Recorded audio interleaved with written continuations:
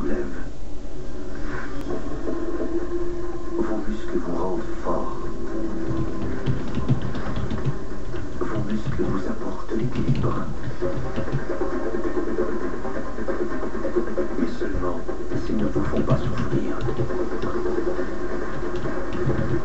Advil Liquigel pour soulager les douleurs musculaires tenaces. Souvent un seul Advil suffit.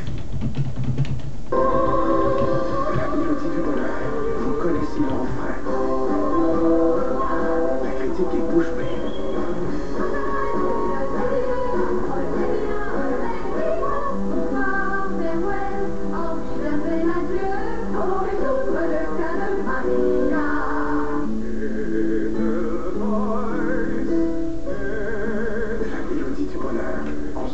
Du 10 août au 4 septembre au Théâtre Saint-Denis.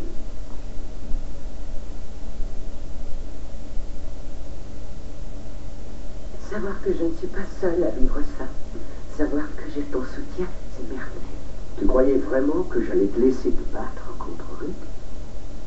C'est aussi ma bataille, tu sais. Mais c'est notre fille. J'espère qu'on lui aura appris quelque chose. Quoi, par exemple? Le respect d'elle-même. Et surtout ne pas s'amouracher du premier qui lui fait un grand numéro de charme.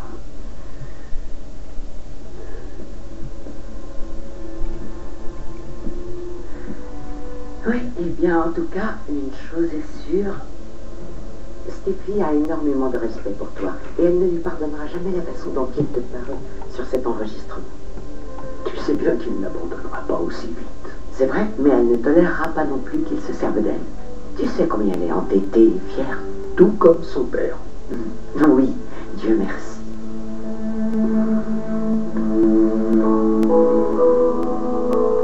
Rick, admets la vérité, il n'y a rien de plus à ajouter. Si, au contraire. Je ne veux rien entendre. Oui, tu as raison. Oh, génial, encore un de tes coups tordus. Tout ce que j'ai dit sur cet enregistrement à propos de toi et à propos de ton père, c'était mal. C'était stupide et méchant et je le regrette. Très bien. Des excuses. Seulement, ça ne change Je ne rien suis du pas tout. l'homme que j'ai laissé paraître là-dessus. Tu sais très bien que ce n'est pas moi. Dans ce cas, change. Prends un peu de distance et deviens quelqu'un de meilleur. J'ai déjà essayé. Oh non, non, attends. Tu prétends avoir essayé. Quand tu as voulu rejoindre l'armée, alors que tu savais que tu serais rejeté, tout ça c'était de la manipulation, tout comme maintenant. Oh, bon sang, Stéphie, écoute-moi. Je peux comprendre pourquoi tu penses ça et tu as sûrement raison. Parce que tout ce que j'ai fait, je l'ai fait pour t'impressionner et je veux bien l'admettre. Parce que je voulais que tu me vois différemment de la façon dont moi je me perçois. Rick, je sais que tu as beaucoup de qualités, mais tu refuses de les voir parce que tu es aveuglé par la haine. Tu es dans une spirale infernale, tu t'es enfermé dans un monde de rejet et de Tu as haine. absolument raison. Je suis consumé par la haine. Pour moi-même. Tout le problème est là. Je me suis caché derrière une façade pour toi. Je ne voulais pas que tu vois ma vraie nature. Quand j'ai su ce que je ressentais vraiment pour toi, je ne pouvais même pas le décrire. Je voulais être l'homme que tu méritais. Mais je ne savais même pas comment m'y prendre. Alors j'ai fait la seule chose que je sache faire. J'ai usé de mon charme. Parce que je suis un horrible charmeur. Ouais. Ça, je m'en suis rendu compte. Ça a presque marché. Non, Rick. Ça n'a pas presque marché. Ce n'est pas ça qui m'a attiré. Je ne suis pas tombée sous ton charme. Ce qui m'a attiré chez toi, ce serait plutôt ta gentillesse. Je sais qu'il y en a en toi et j'espère qu'un jour tu la laisseras s'exprimer. Alors aide-moi. Aide-moi à la trouver. Je peux être bon et être l'homme qu'il te faut. Laisse-moi juste une autre chance. Je n'ai plus confiance en toi. Laisse-moi reconquérir ta confiance. Tu es la meilleure chose qui me soit arrivée, la seule bonne chose. Je ne suis pas une chose. Je suis une femme qui a besoin d'être aimée et tu ne sais pas faire ça. Et je crains que tu ne le saches jamais. Arrête. Je peux y arriver. Je te jure que je le peux. Faisons un marché. Tu me donnes une autre chance. Et si je dépasse les bornes, je disparais de ta vie. Tu n'entendras plus parler de moi. Je partirai sans que tu me le demandes parce que ça m'aura prouvé que je suis incapable de changer. Rick, je n'ai pas l'âme d'une infirmière. Je ne veux pas être avec un homme qui ne sait pas qui il est. Tu as besoin d'aide. D'accord, très bien. Tu as raison. C'est très dur d'aimer quelqu'un qui ne s'aime pas lui-même. Stéphie, ce que j'ai fait était répugnant. C'était monstrueux et je me dégoûte pour ça. Mais d'une certaine manière, je suis presque heureux que ce soit arrivé parce que ça m'a donné une sacrée leçon. De celle qu'on n'oublie pas de sitôt. Et si tu me donnes une autre petite chance, je te jure sur l'honneur que je deviendrai celui que tu pensais que j'étais. Si ce que nous avons vécu représente pour toi ne serait-ce que la moitié de ce que ça représente pour moi, tu n'hésiteras pas une seconde. Tu nous accorderas un autre essai que nous transformerons cette fois, je te le jure. Pardonne-moi, Stéphie. Par pitié. Donne-moi une autre petite chance.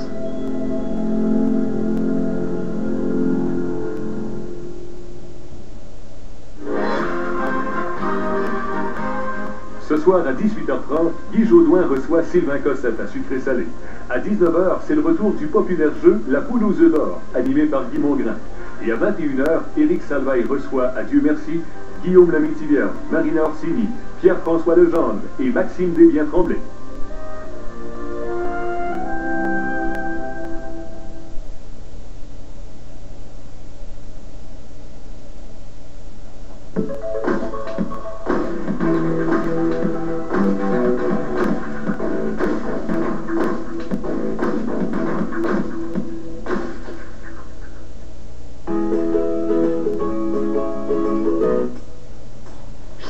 Je t'adore, c'est bien plus fort que dire 1000 fois les mots je t'aime. Quand je t'aperçois, je me sens plus fort, comme si te voir donnait des ailes.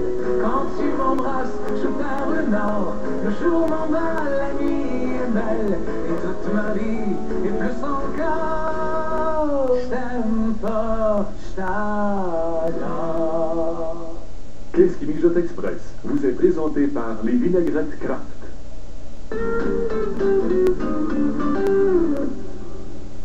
Bienvenue à Qu'est-ce qui mijote Express. Aujourd'hui, je vous parle d'une belle façon pour apprêter les crevettes.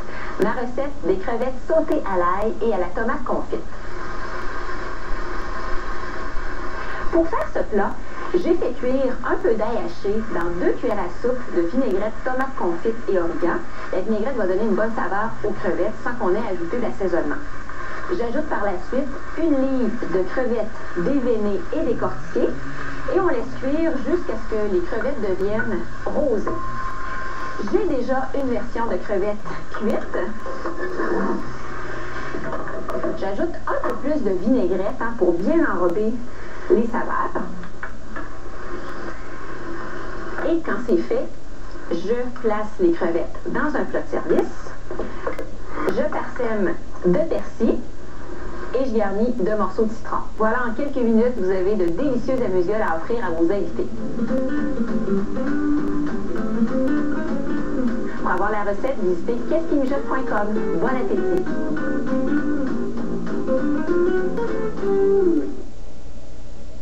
Qu'est-ce qui mijote express vous a été présenté par les vinaigrettes Kraft. Saveur pure, pure Kraft.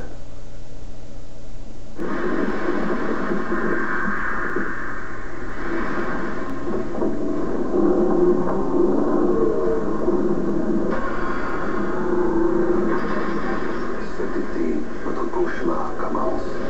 Affrontez Edmore, le nouveau manège sur le lac, avec 6 passeports mi-saison pour moins de 46 $ par personne.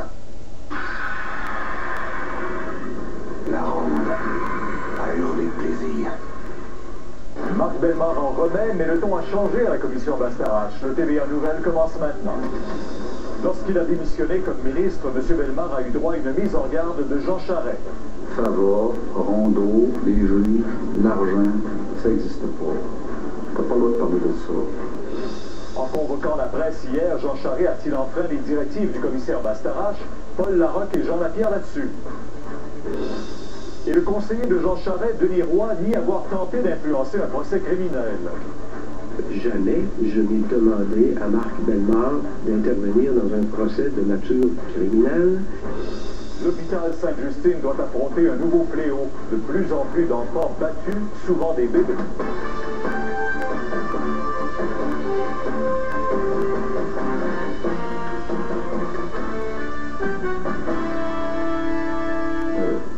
Quand on s'est rencontrés le jour de ma démission, il m'a rappelé le serment, il m'a dit, tu sais que c'est un serment, il était très nerveux, tu sais que c'est un serment ministériel, Fava, Rondeau, les juges, l'argent, ça n'existe pas. T'as pas le droit de parler de ça. Alors, jour 2 de la commission Bastarache, Marc Bellemare persiste et signe. Robert, on vient de l'entendre, ce sont des propos très graves que Marc Bellemare prête à Jean Charest.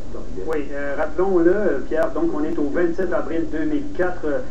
Monsieur Marc Bellemare vient d'envoyer sa lettre de démission à Jean Charest. Et s'il le fait, c'est d'abord parce qu'il dit qu'il est bien sûr déçu de la politique, mais surtout qu'il n'obtient pas les fameux changements qu'il a demandé, ne serait-ce que dans les tribunaux administratifs. Alors, il présente sa lettre de démission et il rencontre Jean Charest à 16 heures. Pierre, il a tenu quand même à rassurer Jean Charest, qui lui dit, écoutez, là, tout ce qu'on a entendu parler de l'argent, M. Favard, M. Rondeau, vous n'en parlez pas, vous avez un serment, vous tenez votre parole. Et là-dessus, M. Bellemare a quand même tenu à rassurer Jean Charest qu'il n'y avait rien contre lui. On écoute quand même une partie du témoignage de Marc Bellemare. Je dis, je n'ai pas l'intention de faire une vendetta ou une guerre politique pour me venger de quoi que ce soit. Et sois rassuré là-dessus. Maintenant, je ne dirais pas que je démissionne parce que j'ai mal au ventre, parce que ma femme veut que je démissionne, là, parce qu'il souhaitait que je dise que c'était pour des considérations familiales, ce que j'ai refusé. Je ne vais quand même pas dire ça. Je vais dire que c'est parce qu'on ne fait pas ce qu'on me dit qu'on ferait, puis je quitte. Bon, il était contre-interrogé aujourd'hui beaucoup par Maître Battista, le procureur. Alors, une des questions, pourquoi avoir attendu 7 ans pour faire ces révélations? Oui, et Maître Battista, cette question-là, Pierre, c'est la grande question. Dans le fond, il lui a reposé au moins à 2 reprises. Pourquoi avoir attendu le 10 avril pour vider votre sac, finalement?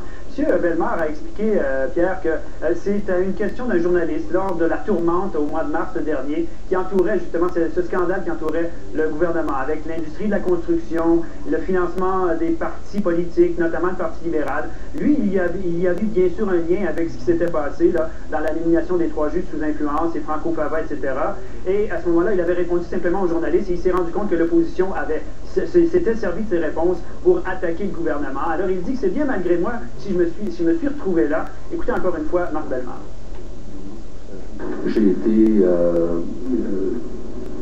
un peu malgré moi dans cette tempête parlementaire les 16 et 17 mars et les propos du Premier ministre et de M. Dupuis, leader en chambre du 24 mars, étaient assez provoquants, merci. Parce qu'il disait à ce moment-là, si c'est quelque chose qu'il dit, je me disais, si je dis rien, ben c'est comme si j'avais...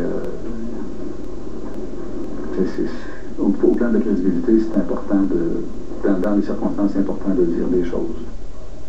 Alors voilà, Pierre, vous dire quand même aussi que Marc Bellemare a ajouté, écoutez, le processus de nomination des juges, il est bon. Il y a eu ces 3 cas irréguliers là, mais sinon, je vous dirais qu'il est bon. Alors écoutez la question que lui a alors posée le procureur-chef, M. Battista.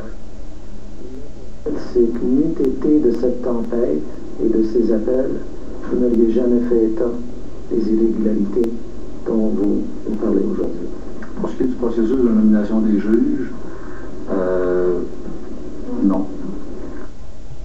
Alors voilà, Pierre, avec tout ce que M. Bellemare a dit, il fallait s'y attendre. Ça a été ajourné cet après-midi jusqu'à lundi. Les travaux donc vont reprendre ceux de la commission lundi, Pierre. Probablement que ça sera à ce moment-là autour d'un avocat, que ce soit celui du gouvernement, peut-être celui du Parti libéral, celui de Jean Charest, André Ryan. Alors ça sera à voir, mais on croit comprendre que Maître Battista, lui, a fini l'interrogatoire de M. Bellemare et ça ira donc à la semaine prochaine, lundi prochain. Le temps de permettre aux avocats de décortiquer un peu tous les faits, les propos de Marc Bellemare. Voilà, merci. Et puis ça continue de réagir, bien sûr, parce que l'autre question qui nous intéresse beaucoup depuis hier, c'est cette allégation faite par Marc Bellemare sur Denis Roy. Denis Roy, c'est un conseiller de Jean Charest à l'époque et qui aurait fait de l'ingérence dans un procès de nature criminelle. Alors tout de suite, on va faire le point avec M. Bellemare et Nicolas Vigneault. Tous les deux, bonsoir. Bonsoir. Je vais à vous parce que Mathieu, il vient de réagir, Denis Roy. Il nie vigoureusement toutes ces allégations de Marc Bellemare.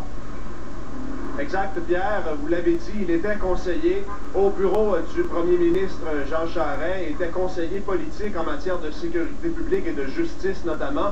Il a donc nié, il a estimé nécessaire de faire